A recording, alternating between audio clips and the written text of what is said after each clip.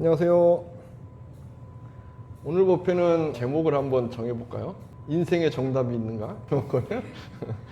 우리 불교에서는 인생의 정답이 있을 수가 없어요. 우리 신을 믿는 종교에서는 인생의 정답이 있어요. 신의 뜻에 의해서 세상은 이루어졌고 신의 뜻에 의해서 세상은 움직이고 있어서 그래서 신의 뜻이라는 정답이 있는 거죠. 그래서 단순하고 편할 수도 있어요. 신의 뜻대로 사는 거니까. 그러나 여기에는 또 단점이 있죠. 신의 뜻대로 살게 되면 무엇이 사라지죠?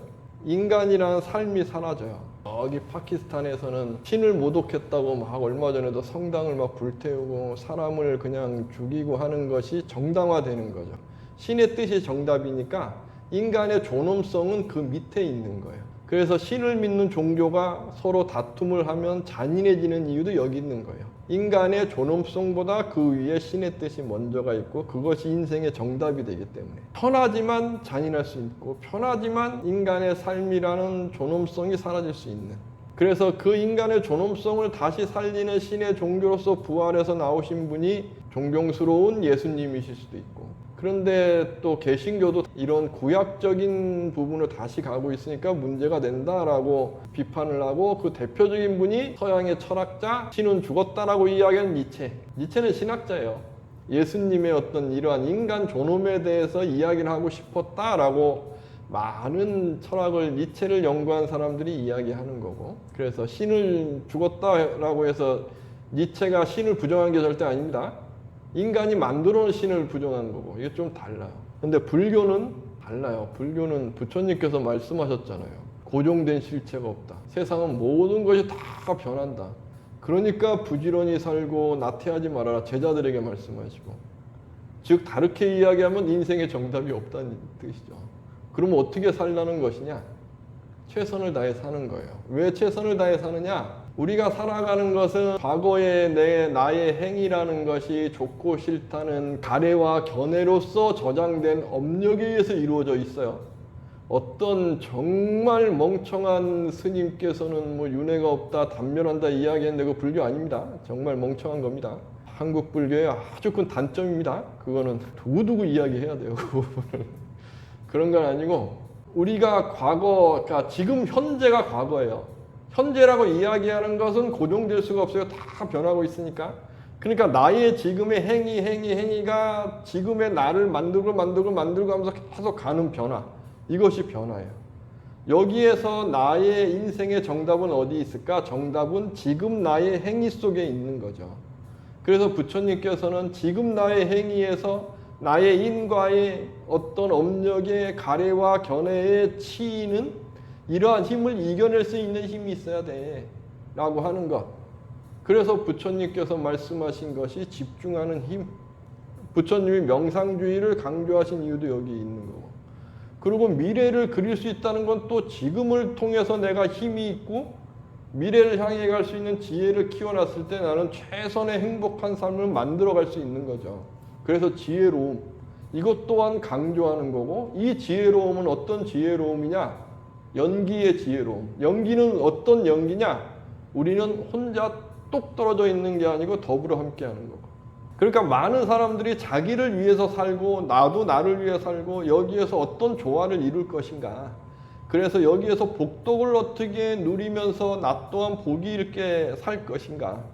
우리가 인생을 살면서 나이가 한 50 넘어가시고 40 넘어가면 알게 돼요. 복이 없으면 아무리 노력해도 이루어지지 않는다는 것. 우리 세상은 그래요. 이 복이라는 게 너무 중요한 거거든요. 복이란 무엇이냐? 나의 행위가 어떠한 행위로서 이루어져 있느냐가 복을 좌지우지하는 거고, 이것이 지혜롭게 어떻게 살아가느냐가 지금 현재 나의 복덕을 누리느냐 그렇지 않느냐를 확인시켜 주는 것이고, 지금 내가 복이 없다, 좌절할 필요 없죠. 복을 지어가면 되는 거고, 내가 복이 지금 많다, 자만하면 안 되죠. 복은 써버리고 있는 거니까. 그래서 우리는 살 때 복을 지어가야 되는 거고, 복을 짓는 가장 좋은 방법, 감각이 나를 힘들게 하는데 이걸 이겨내고 더불어서 함께 살기 위해서 내가 그 사람에게 베풀 수 있고, 내가 베풀어서 고개를 숙일 수 있다는 건 그 사람보다 더 성숙된 사람이 되어 있을 때 할 수가 있고, 그렇기 때문에 불교는 성숙된 사람이 되기 위해서 노력해 가는 거예요. 이것이 인생의 정답이 없는 부처님 삶 속에서 인생의 정답을 향해 가는 최선의 방법을 부처님께서 말씀해 주시는 거죠. 만약에 부처님께서 인생의 정답이 있어 진리는 이거야 라고 이야기했다고 한다면 불교는 불교일 수 없죠. 우리가 금강경과 명상 공부할 때 금강경에서 말씀한 핵심 바로 여기 있는 거예요. 고정돼서 이건 이거야 라고 하면 이게 아니야. 계속 말씀하시는 것이 여기 있어요. 우리는 언제나 이건 이거야 저건 저거야 라는 것을 내 마음속에 갖고 있어서 우리는 상처받고 괴로워하고 상처 주고 괴로워하고 그러면서 우리는 중생 노름을 하면서 인과 속에서 좋고 싶고 반복돼서 하는 거고 저 또한 그렇고 이것을 아니까 이것을 잘 해결하기 위해서 노력하는 거고 이걸 잘 해결하기 위한 근본은 나의 감각을 이겨내는 힘이 있어야 되고 가래와 견해에 의지하지 않는 힘이 있어야 되고 부처님 말씀처럼 그리고 복덕을 지어가는 힘이 있어야 되고 지혜롭게 보는 눈도 있어야 되고 어렵죠. 어렵기 때문에 인생엔 정답이 없어요. 그리고 이걸 알아가고 하나하나 해나가면 그때는 쉬운 거죠. 해나가니까. 그리고 부처님께 기도하고 부처님 저도 부처님처럼 되기 위해서 노력하겠습니다. 부처님 같은 사람이 되겠습니다. 이것이 불교에서 이야기하는 기도예요. 기도를 이야기하는데 자꾸 뭘 기도를 열심히 했더니 부처님께서 가피를 내려주시는데 와서 복을 막 기도했더니 복을 주시고 뭐한다 이거 불교에서 이야기하는 기도 아니에요. 절대 아니에요. 이거를 계속 이야기하게 되면 인생에 정답이 있듯이 기도를 하면 정답이 있듯이 이야기를 하면서 그 이야기를 하는 그분은 사람들에게 아주 쉬운 걸 이야기하고 쉬운 정답을 이야기하는 듯 하니까 굉장히 유명해질 수 있으나 불교를 망하게 만드는 거예요. 불교가 그런 기도를 강조하다 보니까 나이든 70대 80대 분들이 불교에서 기도하는 거나 교회 가서 기도하는 거나 성당에 가서 기도하는 거나 똑같다 그래갖고 자제분들이 교회단이나 성당 가나 반대 안 하는 거죠. 그 불교에서 많은 자제분들이 다 이렇게 엄마는 절에 가는데 아들 딸들은 교회 가고 성당 가는 이유가 여기 있는 거예요. 불교가 그거 강조하다 보니까 그거 강조하면서 개인의 어떤 스님들은 잘 살고 잘 먹고 신도들 많아질 수 있었으나 불교는 망해간 거예요. 지금도 그걸 이야기하는 분들이 계신 거죠. 불교 망치는 거예요. 불교는 그런 게 아니에요. 내 스스로가 부처님처럼 살겠습니다라고 다짐하는 것이 기도예요. 그 다짐 속에도 기도가 있고 그 기운에 내가 복덕을 쌓으면 복을 끌고 올 수 있는 것 그것이 신중기도고 나한 기도인 거고 그러나 그때에는 내가 복이 차 있을 때 끌고 오는 거예요. 그렇지 않으면 마이너스 되는 거고 불교에서 이야기하는 삶의 정답은 여기서 찾아야 되는 거죠. 어렵겠으나 이걸 하나하나 내가 찾아가야 돼요. 불교는 여기에 멋이 있어요. 그냥 단순할 수가 없는 거죠. 인생이 단순할 수가 없듯이 그것이 불교입니다.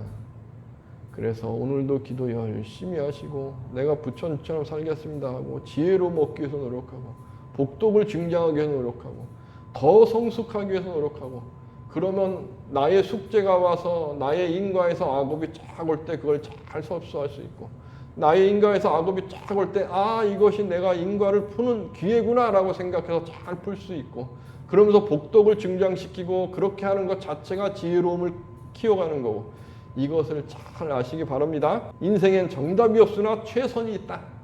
내가 복을 증장하고 지혜를 증장하는 이유 여기에 있다라는 걸 잘 아시기 바라면서 오늘 1호 5회를 마치도록 하겠습니다. 감사합니다.